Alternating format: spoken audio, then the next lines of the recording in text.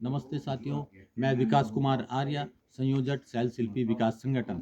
और आज हम पहुंचे हैं एक शिष्टमंडल के साथ हमारे वयोवृद्ध समाज सेवी श्री हीरालाल टमटा जी के आवास पर।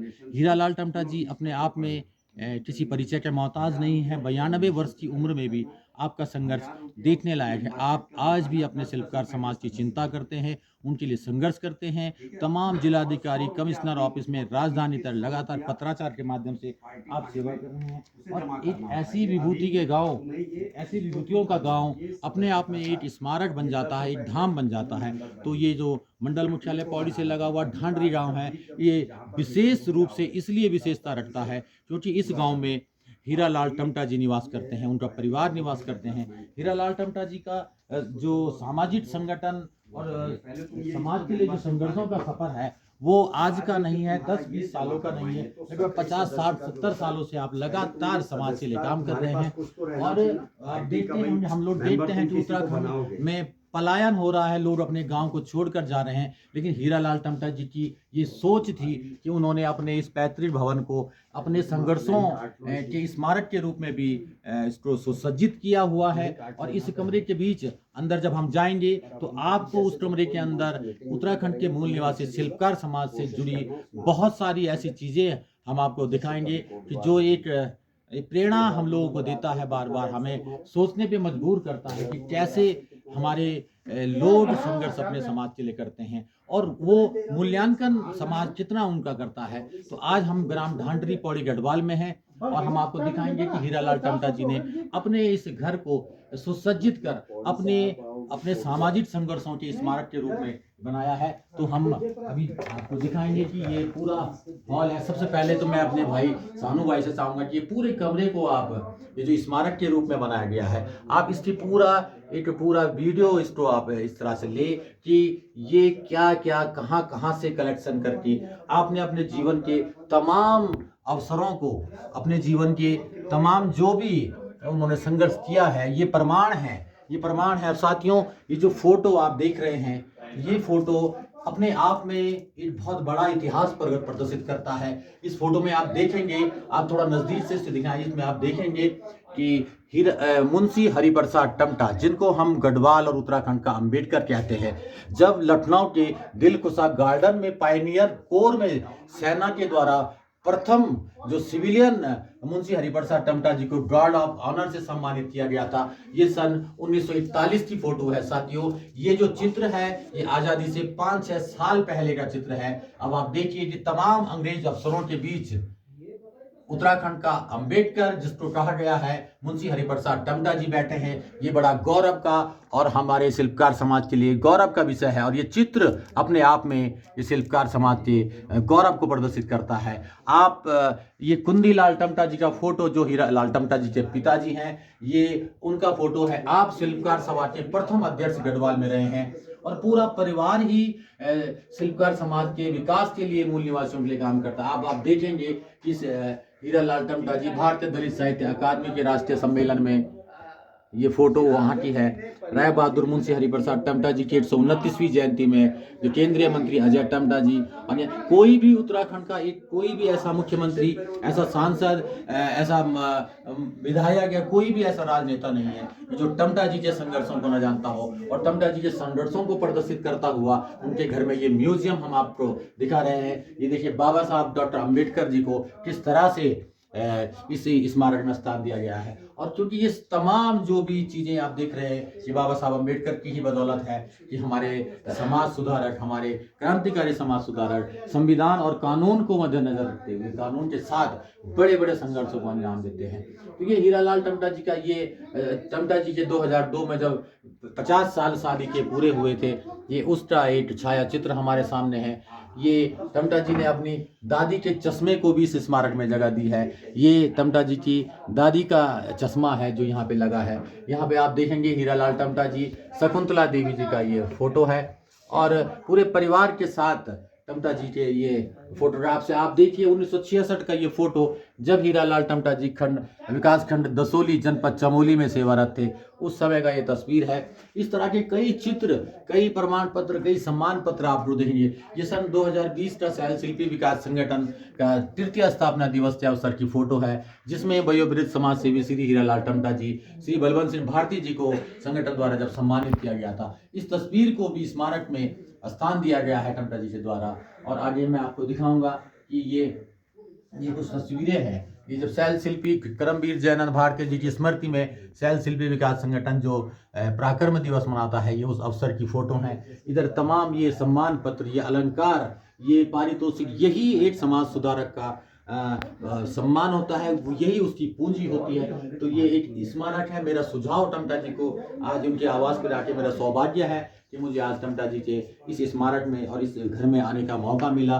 तो मैं उनको सुझाव भी दिया अपनी तरफ से कि टमटा जी क्यों ना आप इसको और उच्चीकृत करके जो उत्तराखंड प्रदेश का मूल निवासी शिल्पकार समाज है, उसके इतिहास से जुड़ी हुई तमाम जो भी जानकारियां हैं, उसका कलेक्शन यहाँ पे रखा जाए। तो टमटा जी ने मेरी बात को शायद स्वीकार भी किया है। और देखिए साथियों, कितना जिनका हमने नाम सुना था कि कुंदीलाल टमटा जी की, जो उत्तराखंड के शिल्पकार सभा के पहले अध्यक्ष जिनको बनाया गया था, मुंशी हरिप्रसाद टमटा जी जब कुमाऊं में संघर्ष कर रहे थे, तो कुंदी लाल टमटा जी ने शिल्पकार समाज की पैरवी के लिए, शिल्पकार समाज के विकास के लिए जो संगठन के पहले अध्यक्ष थे, आप कुंदीलाल टमटा जी हैं। तो इस तरह के तमाम फोटोग्राफ्स आपको देखने को मिलेंगे, प्रमाण पत्र जो आपको मिले हैं वो मिलेंगे।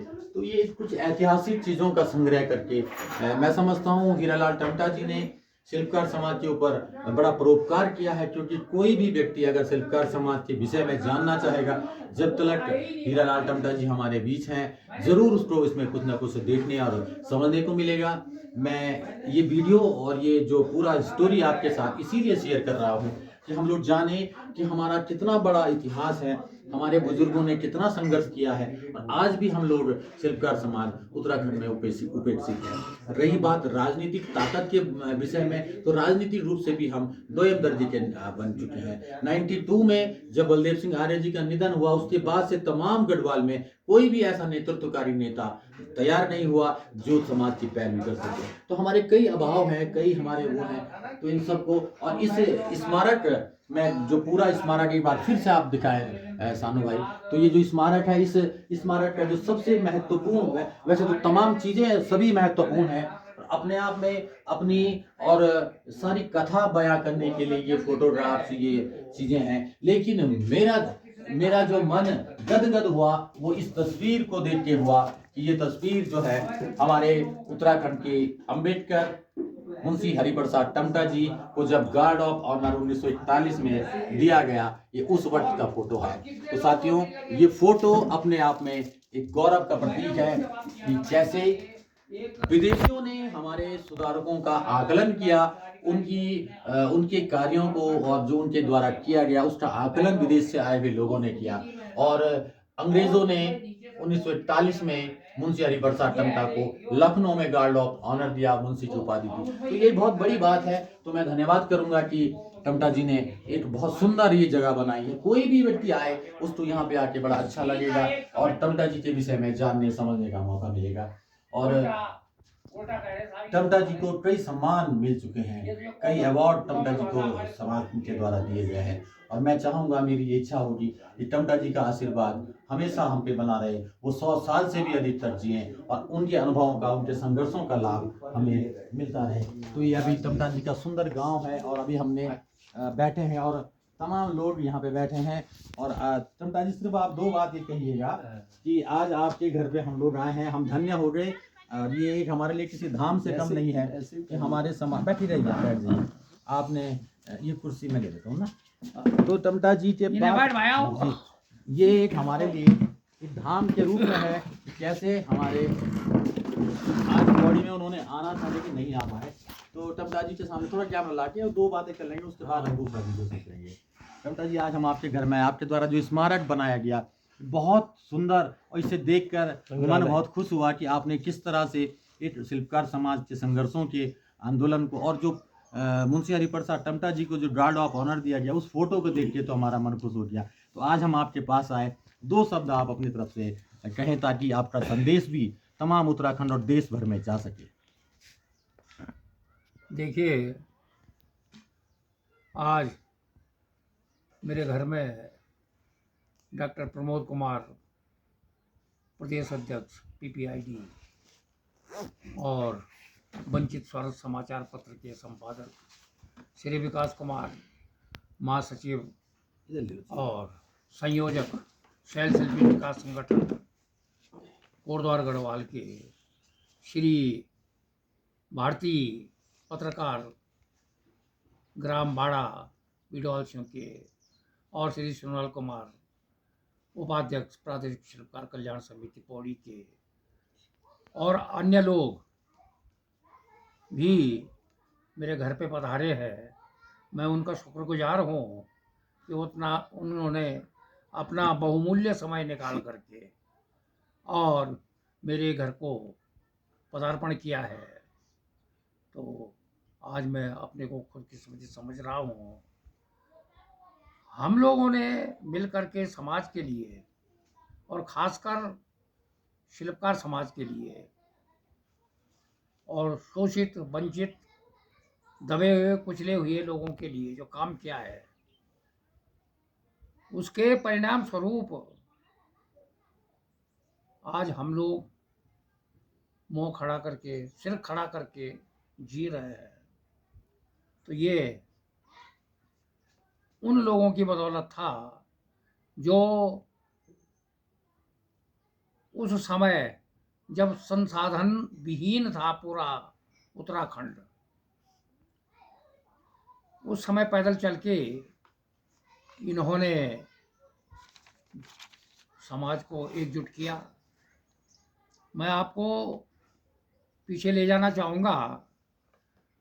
1925 में जब हमारे राय बहादुर हरिप्रसाद टमटा जी ने अल्मोड़ा द्योली डांडा में एक शिल्पकार सभा का आयोजन किया था, तो उस समय पैदल का माहौल था, संसाधन कुछ नहीं थे। गढ़वाल से स्वर्गीय श्री कुंजीलाल टमटा, श्री बाबू बोथा सिंह जी आदि लोग पैदल चल करके इन्होंने भाग लिया, और पूरे कुमाऊं और गढ़वाल मंडल का उस जमाने में 3000-4000 लोग के करीब लोग सम्मेलन में वहाँ हुए थे। तो मुंशी हरिप्रसाद टमटा जी ने जो काम उस समय किया है, उसी की बदौलत से आज हम लोग इन रास्तों पे चल रहे हैं, कांटे छोड़ करके फूलों में चल रहे हैं। आज जो संघर्ष हमारे डॉक्टर प्रमोद कुमार, विकास कुमार जी, अन्य लोग, संगठन जो हैं वो कर रहे हैं, केवल आज आधुनिकतम तकनीकी उसका प्रयोग करके और जनता तक समाज की बात फैला रहे हैं। लेकिन समाज को समझना होगा कि ये लोग समाज को उठाने के लिए काम कर रहे हैं, तो हमें भी इनका साथ देना चाहिए। मैं समाज के प्रबुद्ध लोगों से, बेरोजगार लड़कों से, महिलाओं से और सभी लोगों से ये अपील किया है मैंने कई बार कि संगठित होके चलो। बाबा साहब ने जो एक नारा दिया है, शिक्षित बनो, संगठित रहो, और उसके बाद अपने अधिकारों के लिए संघर्ष करो। संघर्ष हम लोग कर रहे हैं, लेकिन वो लोग अमल नहीं कर रहे हैं जो केवल पोस्ट भेज रहे हैं कि बहुत अच्छा है, लगे रहो, करते रहो। तो ये उन लोगों को भी समझना चाहिए कि आप हमारे साथ नहीं आएंगे तो करेगा कौन। इसलिए असंगठित होने पर जो आजकल हमारे साथ दुर्व्यवहार हो रहा, घटनाएं घट रही हैं, उसका कारण, मेन कारण यही है कि हम लोग असंगठित हैं, संगठित नहीं हैं। तो समाज से मेरा ये अनुरोध भी है कि वो संगठित हों, वक्त की नज़ाकत को पहचाने और समाज सुधार के लिए जिस तरह से इस समाज को विघटित करने के प्रयास किए जा रहे हैं, संविधान को बदलने की बात की जा रही है और हम पे कुठाराघात करने की बात की जा रही है। हम लोगों को जब तक संगठित नहीं होंगे, एक एक करके ऐसे पिसते रहेंगे, घटनाएं घटती रहेंगी और हम कुछ नहीं कर पाएंगे। इनको उस संगठनों का, किसान संगठन का,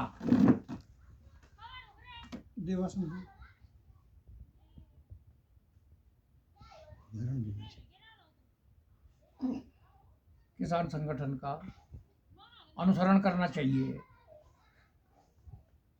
ब्राह्मण समाज का देवासनम बोर्ड जो इन्होंने बनाया था, उसका वो वापस लिया इन्होंने निर्णय। वो संगठित रहे, संगठित रहने का फायदा उन्होंने उठाया और सरकार को झुकना पड़ा। किसानों की मांगे पूरी हुई, देवस्थानम बोर्ड भंग हुआ। तो इस तरह से आपका बैकलॉग का, आपके जो मांगे थी पिछली बार जो हमने उठाया, उसका कितना समाधान हुआ, उसका मूल्यांकन तो करिए भाई। क्या आपके साथ इस तरह का सॉफ्ट कॉर्नर गवर्नमेंट ने उठाया है? नहीं उठाया। क्यों? क्योंकि सबको पता है ये असंगठित है, संगठित कभी होंगे नहीं और इनका जो आंदोलन है वो ऐसे ही फ्लॉप कर रही है गवर्नमेंट। तो ये मेरा समाज को संदेश है कि आप कृपया संगठित होइए और संगठित होकर के अपने संघर्ष धन्यवाद टमटा जी। और हम जानना चाहेंगे, अल्मोड़ा से हमारे बीच चलकर आए हैं Peoples Party of India Democratic के प्रदेश अध्यक्ष, वंचेश्वर के संपादक डॉक्टर प्रमोद कुमार जी, कि आज आप भी टमटा जी के गांव हमारे साथ आए हैं, तो आपको अच्छा लगा होगा, ये स्वाभाविक सी बात है। तो आज आप कैसे महसूस कर रहे हैं और क्या संदेश आप आज टमटा जी के जो इस स्मारक को देख के आपको लगा, तो क्या संदेश आपका रहेगा टमटा डॉक्टर साहब? देखिए, आज एक हम लोगों के लिए बड़ा ये ऐतिहासिक दिन है।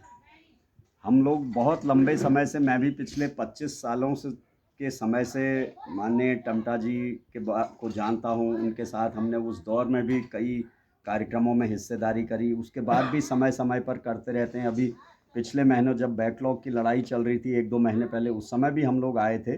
लेकिन आज ये हम लोगों को जो उनके घर आके उनसे मिलने का एक जो मौका मिला, इससे हम लोग बहुत ऊर्जावान अपने को महसूस कर रहे हैं। हम आज भी देख रहे हैं, आप जहाँ देखिए इस देश में न्याय और अन्याय की लड़ाई बहुत लंबे समय से चल रही है। एक बहुत बड़ा तबका है जो अन्याय पर आधारित भारत को बनाए रखना चाहता है, शोषण पर आधारित भारत की पैरवी करता है, शोषण पर आधारित भारत को बनाना चाहता है। लेकिन वहीं कई लोग ऐसे हैं जिन्होंने हजारों साल से समता, बंधुता और न्याय और भाईचारे पर आधारित भारत और उत्तराखंड इसके निर्माण के लिए लड़े हैं। उसी कड़ी में आप माननीय टमटा जी हैं, जिनका इस उम्र में, ये 92 साल की उम्र में आपने अभी 1 महीना आंदोलन किया। ये अपने आप में एक मिसाल है। जहां हम आज देख रहे हैं इस शोषित वंचित तबके के जो रिटायर्ड लोग हैं या बुजुर्ग लोग हैं, जिन्होंने सरकारी नौकरियों की बदौलत जिनकी आज हैसियत बनी, जो अच्छी खासी पेंशन ले रहे हैं, जिनका परिवार तरक्की कर गया, वो रिटायर होने के बाद केवल कुत्ते बिल्ली पालने में लग जाते हैं, केवल अपने पोते पोतियों के अलावा समय नहीं निकालते। लेकिन उनके लिए टमटा जी पूरा एक बहुत बड़ा उदाहरण है कि जितना लोग सरकारी नौकरियों में समय नहीं बिता पाते, उससे ज़्यादा समय तो आपने रिटायर होने के बाद समाज सेवा कर दी है। और आज भी आपका जो जज्बा है, जो हौसला है, वो हमसे बढ़कर है। हम लोग अभी आपकी आधी उम्र में हैं, लेकिन आपकी आधी उम्र में हमारे अंदर उतना ऊर्जा, उतना उत्साह नहीं है जो आपके पास अभी भी इसके दुगनी उम्र में है। आप हम सब के प्रेरणा स्रोत हैं। आपसे हम लोगों को बड़ा ताकत मिलती है। आज ये जो हम लोगों ने भी जो संग्रहालय देखा, उससे हमें और एक नई चीज़ मिली कि जो भी आप कार्य करें, जो भी आप समाज निर्माण की, उसका एक संकलन भी होना चाहिए, उसका एक संग्रहण भी होना चाहिए, क्योंकि हम लोग उस तबके से आते हैं जिसकी बहुत कहानियाँ लिखी नहीं जाती हैं, जिसकी दूसरा तबका लिखना नहीं चाहता, और हमारे अंदर इतना सोयापन है, हम लिखते नहीं हैं, हम उसका महत्व नहीं समझते हैं। तो आपने उसको जो जीवंत रखा है, जो एक बना के रखा, उससे भी ताकत मिलती। आपको देखते हुए आज मुझे अपने पिताजी की भी याद आई, जैसे सड़क की बात आई। हमारे पिताजी ने भी अपने गांव में सड़क के लिए बहुत लंबे समय संघर्ष किया, फिर 98 में हमने आंदोलन किया, आज उस सड़क से हम अपने गांव घर पे पहुंच रहे हैं। वैसे ही आपका संघर्ष से ये बोर्ड इतना बड़ा आपका लगा है, तो मुझे अपने पिताजी की भी याद आई, जो 2018 में जिनका परिनिर्वाण हो चुका है। मुझे बाबा साहब डॉक्टर अंबेडकर आज स्मरण हो के आ रहे हैं कि अगर बाबा साहब डॉक्टर अंबेडकर 5-10 साल भी और अगर जी पाते, असमय हमारे बीच से नहीं जाते, तो भारत आज वास्तव में भारत होता, जो आज हिंदुस्तान बनने के कगार पर आ रहा है, जिसको केवल एक वर्ग विशेष के लिए सीमित किया जा रहा है, वो भारत होता, वो सबका भारत होता, वो कमजोरों का भी होता, शोषितों का भी होता, सबको न्याय मिलता। तो आज हमें आपको देखकर, माननीय हीरालाल टमटा जी को देखकर बाबा साहब डॉक्टर अंबेडकर की याद आ रही, अपने पिताजी की याद आ रही, और आपसे आज हम यहाँ से फिर से एक नई ऊर्जा, नया उत्साह के साथ यहाँ से जा रहे हैं। और अभी तक जो इस उत्तराखंड में चलता आया है, यहाँ पर दोनों राजनीतिक दल जिन्होंने अभी बारी बारी से यहाँ पर राज किया है, वहाँ जब सत्ता के हस्तांतरण की बात आती है, शक्तियों के हस्तांतरण की बात आती है, तो अगर मुख्यमंत्री ठाकुर होता है तो प्रदेश अध्यक्ष ब्राह्मण बना दिया जाता है, मुख्यमंत्री ब्राह्मण होता है तो प्रदेश अध्यक्ष ठाकुर बनाया, यानी केवल दो वर्गों में शक्ति का संतुलन बिठाने की कोशिश की जाती है। सवाल ये उठता है, इस उत्तराखंड का मूल निवासी, इस उत्तराखंड की 30-40% जो जमीनी हकीकत है, जो यहाँ पर रहते हैं, उस समाज का कब शक्ति का हस्तांतरण उस तक होगा, उस काम में हम लोग जुटे हैं। और आपसे मिलकर आज हमें एक नई ऊर्जा मिली है, और हम इस उत्तराखंड में तीसरी ताकत का निर्माण करेंगे,